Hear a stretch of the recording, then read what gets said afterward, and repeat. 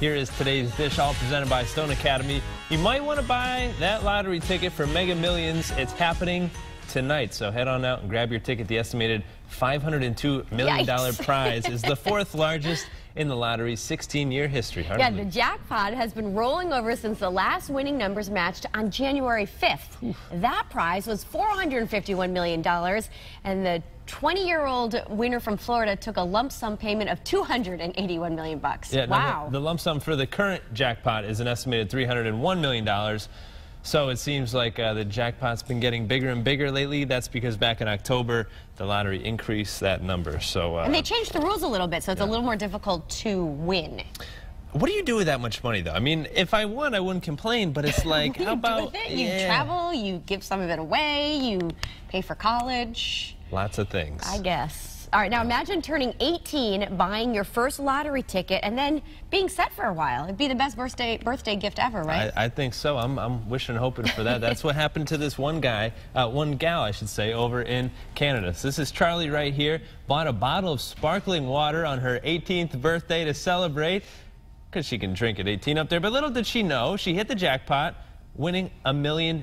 So she's going to get paid out every single week, $1,000 a week. Yes, she didn't take the lump sum. No. So, but I don't exactly know if she's set for life. I mean, that's $52,000 a year. Yeah, but $1,000 a week and you're pay. I mean, that'll help at least. When you're 18, yeah, but I still think she's going to have to get a job. Maybe she'll invest and then she'll become a multimillionaire. Well, valid point. You never know. I'm all about. I'm not complaining. That would be fantastic. I'll be your agent. All right, you're over here complaining. I'll take 10%, girl. I'll you know. She's not quite set for life, I don't think. Okay. Hey, it was opening day yesterday. It was exciting, right? Yeah, the Red Sox lost. Yankees got off to the right foot, though, almost single-handedly by their new slugging star, Giancarlo Stanton. So I'm pretty pumped up about this guy. He hit a home run in his very first at-bat as a Yankee, then decided to crank out another one later on in the game. Stanton is the first player to hit a home run in his first at-bat as a Yankee since...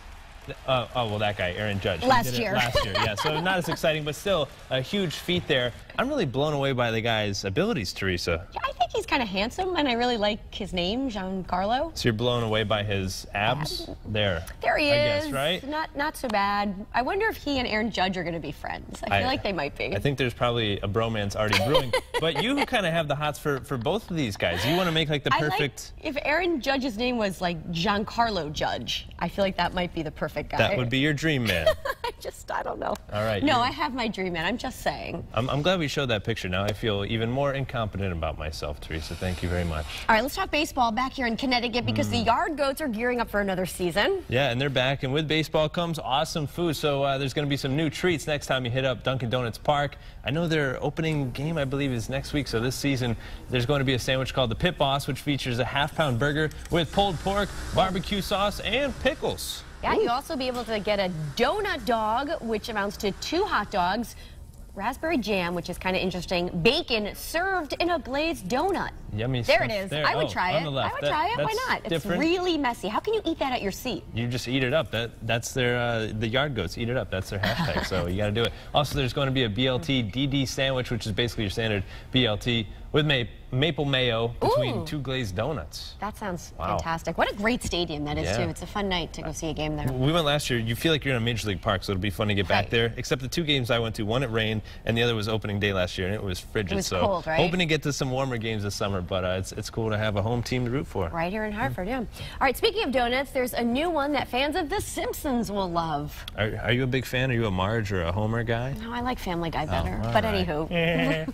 But maybe you'll like this not as much as Homer Simpson would because he was the big donut guy, but nevertheless, Krispy Kreme has created Homer's favorite snack, the iconic Simpsons donut. No, you didn't say it. Donut right here. It's the original glaze dipped with white chocolate, truffle with strawberry flavor, and rainbow sprinkles. That's great. Not too shabby. But it looks like the donut in the show. Do you get it? I get it. That's pretty cool. But the only place you can get it now is Australia, so you'll have to go down under. Book a flight. Why not, right? Right? Okay. That'd be quite the adventure, though, for a donut? A donut. I don't know if that would really be worth it. All right. Carl's Jr.'s plan to rename one of its burgers in honor of Steven Spielberg didn't quite go as planned. A bit of a snafu right here. Yeah. The burger chain released an ad announcing the Spielburger, which sounds like a great idea. And at the end of it, It says pending approval from Steven Spielberg, but we're pretty sure he'll be cool with it. So it turns out the director wasn't so cool with it. He posted a video on Twitter saying, quote, "They're pretty good, but I'm passing. Cease and desist. Can't do it." So, in response to that, Carl's Jr.'s came up with a new ad.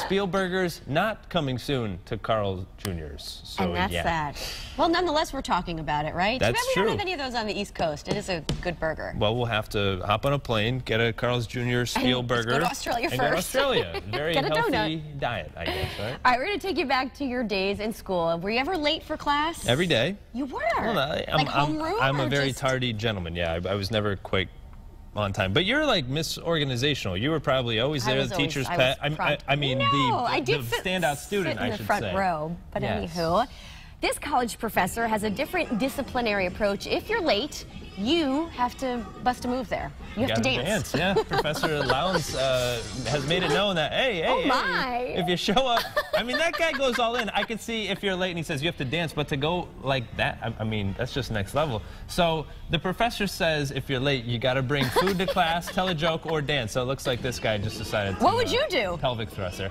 Like you're always dancing, let's be honest. Yeah, you probably do the booty shake as much as you can. Yeah, but it's a PG show. We don't want to scare people at home today, at least. Maybe next week. I don't know.